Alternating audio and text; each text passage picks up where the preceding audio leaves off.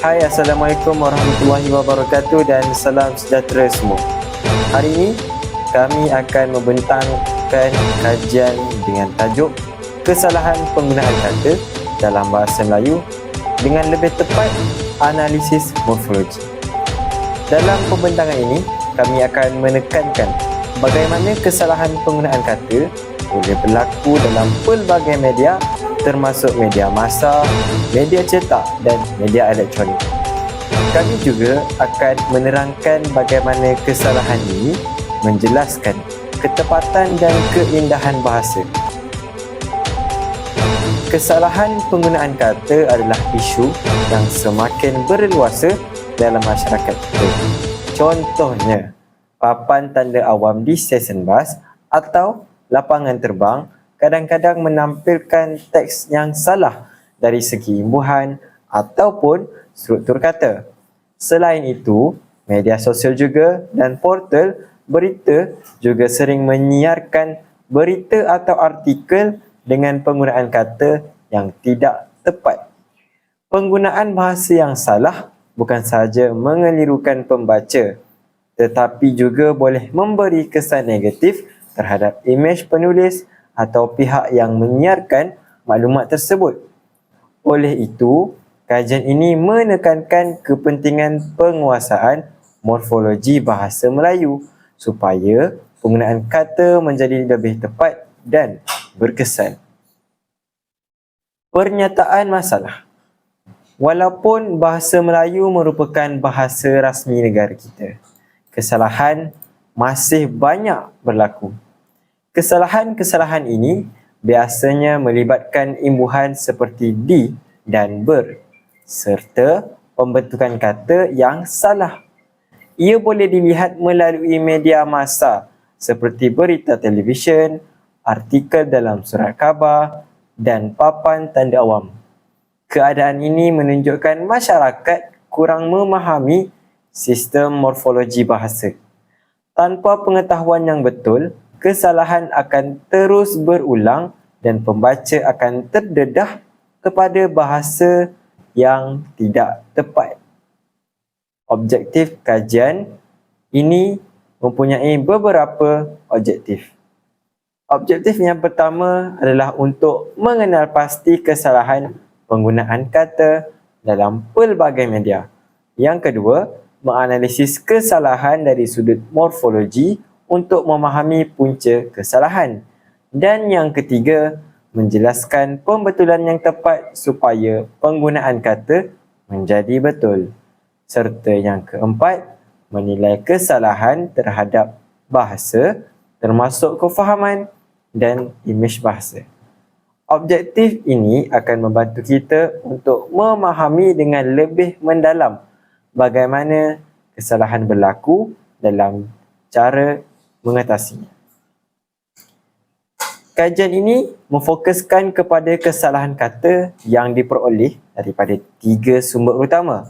Yang pertama, media massa seperti berita televisyen dan akhbar. Dan yang kedua, media cetak termasuk majalah dan surat khabar. Serta yang ketiga, media elektronik seperti laman web dan media sosial. Ketiga-tiga sumber ini dipilih kerana ia mewakili bentuk komunikasi bahasa Melayu yang paling meluas dan berpengaruh dalam masyarakat kita. Dengan menilai kesalahan dari ketiga-tiga sumber ini, kita dapat gambaran yang lebih lengkap tentang masalah penggunaan kata. Contoh kesalahan yang pertama ditemui pada papan tanda awam di pintu masuk premis kerajaan, iaitu didakwa penceroboh ataupun penceroboh akan didakwa. Kesalahan ini sering berlaku apabila pihak yang bertanggungjawab menulis papan tanda cuba menulis mesej secara ringkas tetapi tidak mengambil kira tata bahasa. Walaupun kelihatan seperti kesalahan kecil, ia sebenarnya memberi impak kepada kefahaman pembaca dan imej bahasa Melayu secara keseluruhan. Dari perspektif bahasa formal, imbuhan pasif D sepatutnya bercantum dengan kata kerja yang diimbuhinya, bukan dipisahkan. Kesalahan sebegini menunjukkan bahawa pengawas papan tanda atau pihak yang menulis teks tidak memeriksa teks dengan teliti ataupun kurang memahami peraturan morfologi dalam bahasa Melayu. Selain itu, kesalahan sebegini boleh mengurangkan kredibiliti pihak yang menulis papan tanda dan menimbulkan persepsi negatif dalam kalangan pembaca, khususnya mereka yang peka terhadap tata bahasa. Kesalahan berlaku kerana imbuhan D dipisahkan daripada kata kerja dakwa. Dalam bahasa Melayu, imbuhan pasif D mesti bercantum dengan kata kerja untuk membentuk bentuk pasif yang betul. Apabila dipisahkan, bentuk kata menjadi salah dan tidak menepati sistem morfologi bahasa. Walaupun maksud ayat masih dapat difahami oleh pembaca, iaitu memberi amaran bahawa penceroboh akan menghadapi tindakan undang-undang, pembaca yang peka dengan tata bahasa akan melihatnya sebagai kesalahan yang jelas. Kesalahan ini juga menunjukkan kekurangan pemeriksaan sebelum papan tanda dicetak atau dipasang, dan ia boleh menjejaskan imej organisasi atau premis yang memaparkan papan tanda tersebut. Secara morfologi, kita boleh lihat perkara berikut, iaitu imbuhan D adalah imbuhan awalan pasif yang menunjukkan bahawa sesuatu tindakan dikenakan ke atas objek atau subjek yang menerima tindakan. Dakwa adalah perkataan ataupun kata kerja yang menunjukkan tindakan menuduh atau mengambil tindakan undang-undang terhadap seseorang. Gabungan yang betul ialah didakwa, bukan didakwa. Apabila dipisahkan, pembaca masih mungkin memahami maksudnya, tetapi bentuk itu tidak sah dari segi tata bahasa dan morfologi. Kesalahan begini menjejaskan keindahan bahasa, menimbulkan kekeliruan dan memberi persepsi bahawa pihak yang menulis papan tanda tidak mahir dalam bahasa Melayu. Ini juga mencerminkan ketidaktekaan dalam penggunaan bahasa formal, terutamanya dalam konteks rasmi atau keselamatan, di mana ketepatan bahasa sangat penting. Pembetulan yang tepat ialah penceroboh akan didakwa.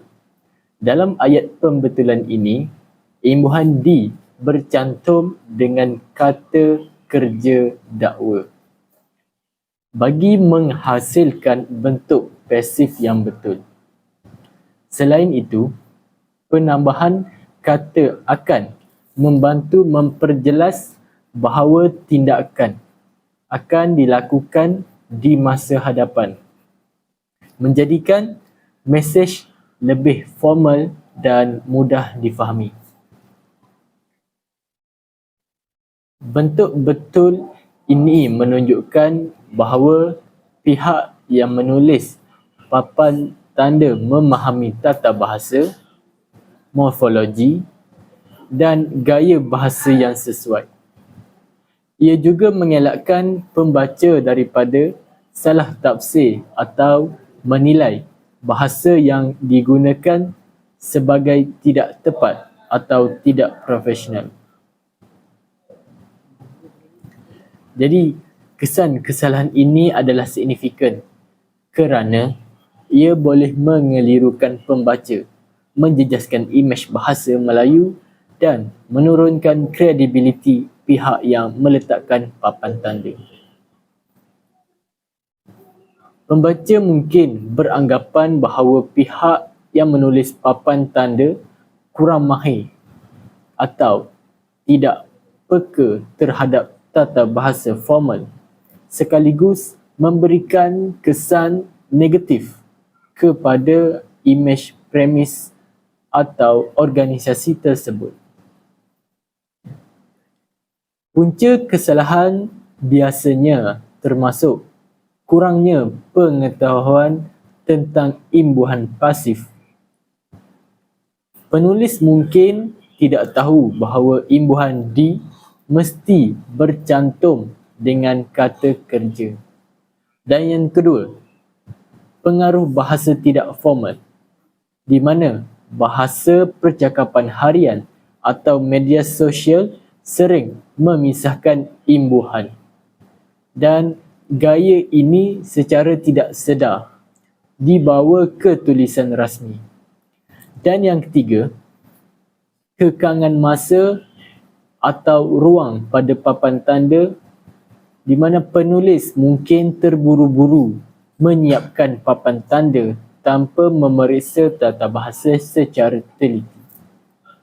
Kesalahan sebegini walaupun kecil memberi pengajaran bahawa setiap teks rasmi atau papan tanda perlu diperiksa dengan teliti dari segi tata bahasa dan morfologi.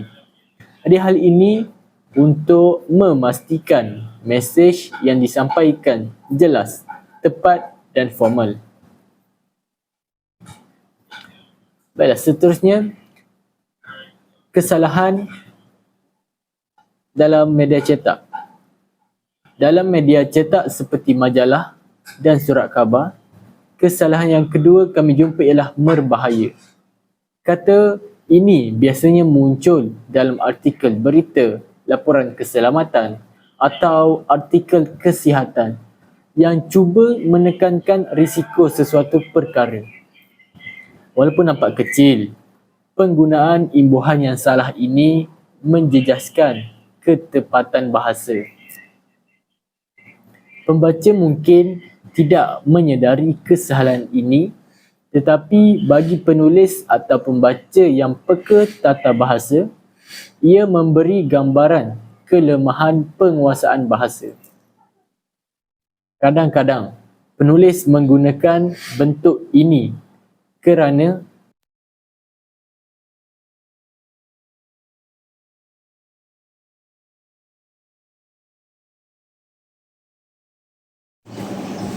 analisis morfologi menunjukkan kata dasar ialah bahaya.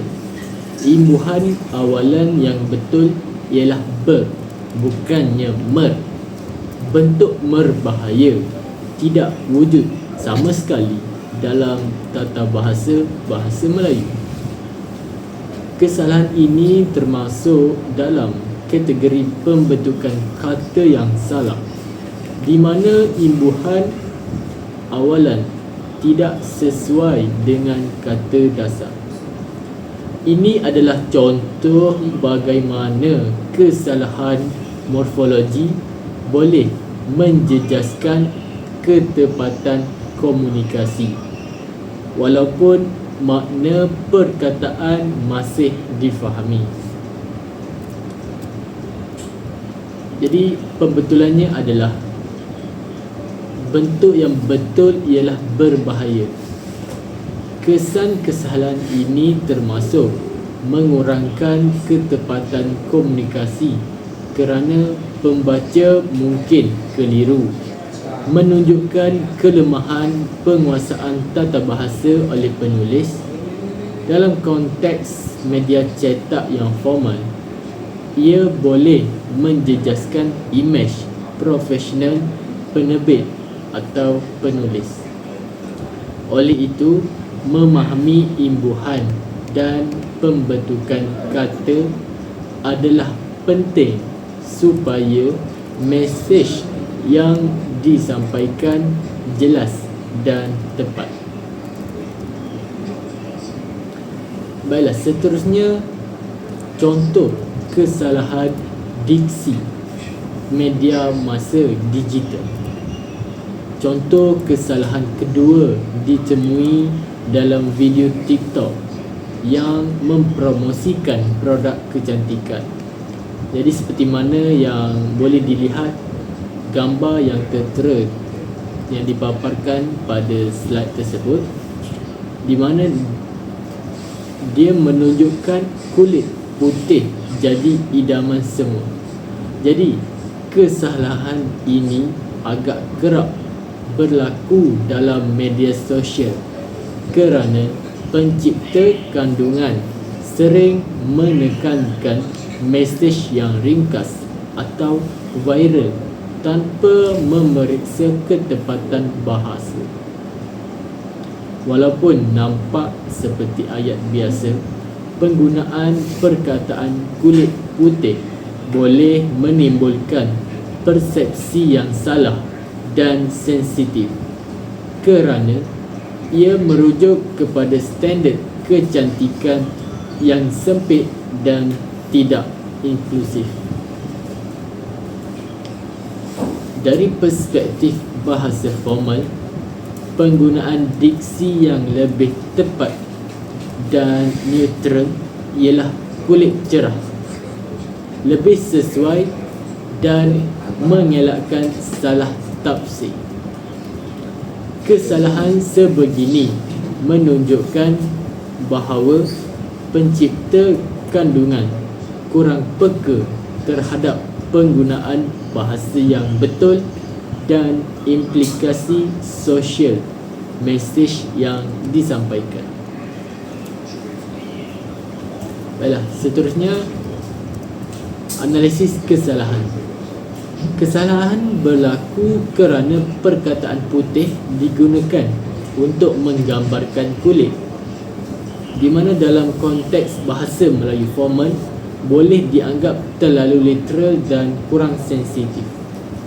Dalam media masa digital, terutamanya video pendek seperti TikTok, pencipta kandungan cenderung menggunakan perkataan yang mudah difahami dan viral.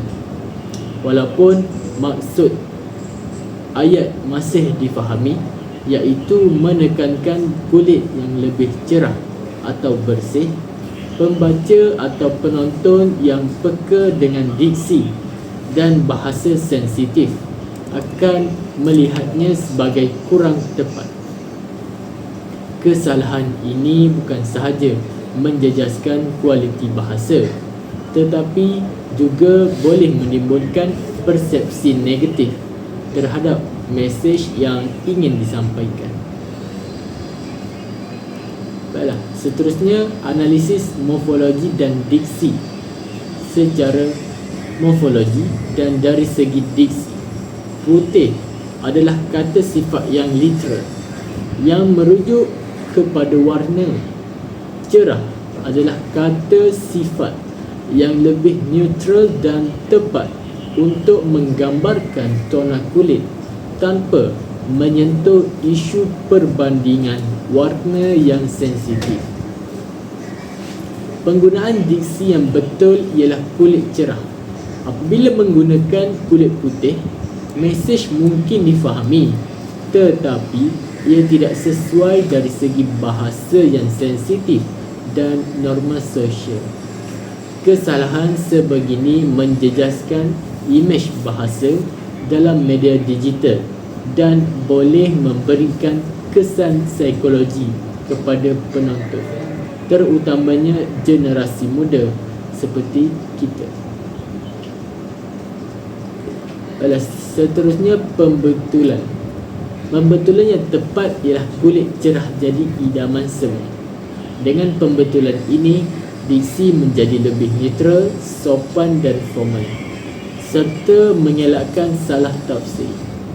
Penggunaan perkataan yang cerah menunjukkan bahasa pencipta kandungan memahami bahasa yang sesuai, formal dan peka terhadap sensitiviti sosial. Selain itu, ia meningkatkan kredibiliti video dan mesej yang disampaikan, sekaligus memupuk penggunaan bahasa yang lebih tepat dalam media digital. Termasuk pada kesan dan juga punca. Jadi kesan kesalahan ini termasuk kepada menimbulkan persepsi negatif tentang penggunaan bahasa di media sosial. Pembaca dan atau penonton mungkin menilai pencipta kandungan kurang mahir atau tidak peka terhadap bahasa yang sesuai. Okey, hal ini juga boleh menjejaskan imej produk atau mesej yang ingin disampaikan. Okey, punca kesalahan biasanya yang pertama, kurang pengetahuan tentang diksi yang tepat. Okey, pencipta kandungan mungkin tidak tahu bahawa cerah lebih sesuai daripada putih. Okey, yang kedua, pengaruh gaya bahasa santai atau viral. Okey, dalam TikTok, perkataan catchy sering diutamakan berbanding ketepatan bahasa. Okey, yang ketiga, kekangan masa dan format video. Okey, kandungan video pendek menuntut mesej yang ringkas, kadang-kadang mengorbankan ketepatan bahasa. Kesalahan sebegini memberi pengajaran bahawa walaupun dalam media digital, penggunaan diksi yang tepat tetap penting untuk menyampaikan mesej yang profesional, jelas dan sensitif secara sosial. Okey, kita masuk pada contoh kesalahan yang keempat, media elektronik.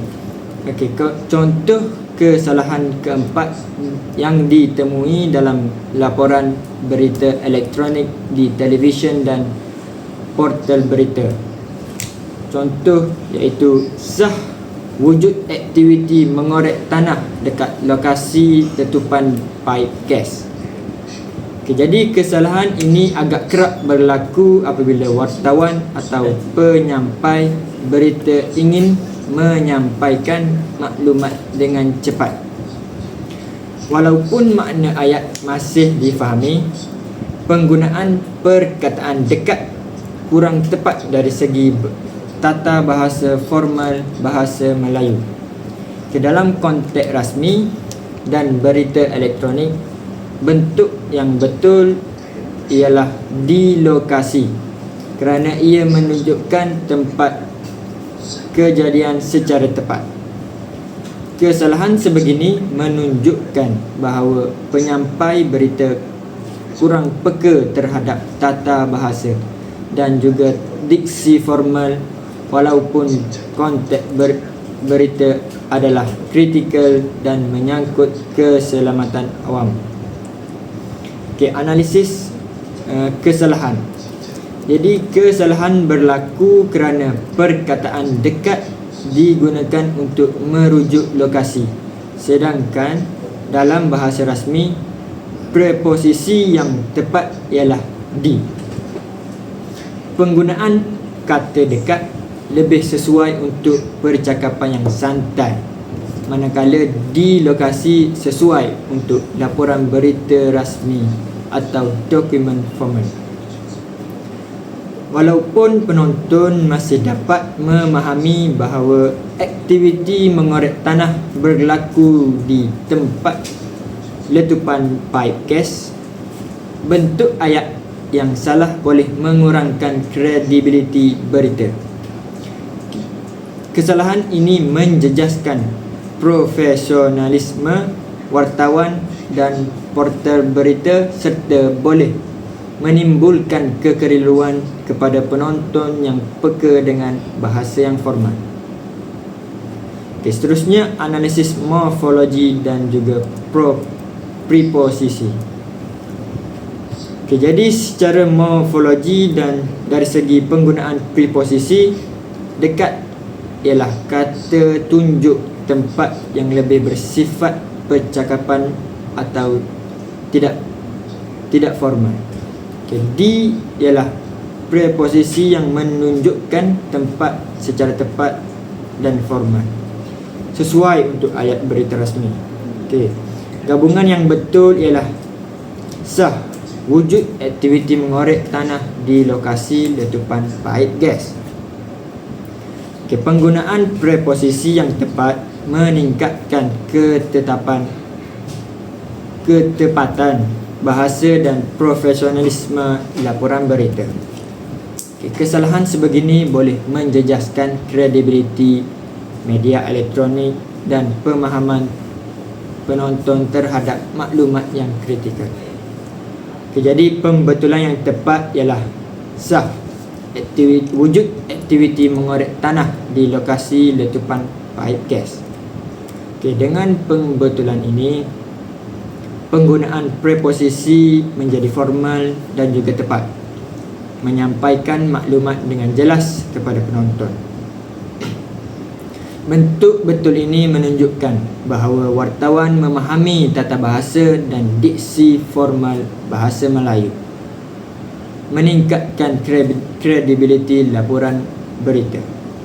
Jadi selain itu, hal ini memastikan maklumat yang disampaikan tepat dan tidak menimbulkan kekeliruan mengenai lokasi kejadian, terutamanya dalam konteks keselamatan awam.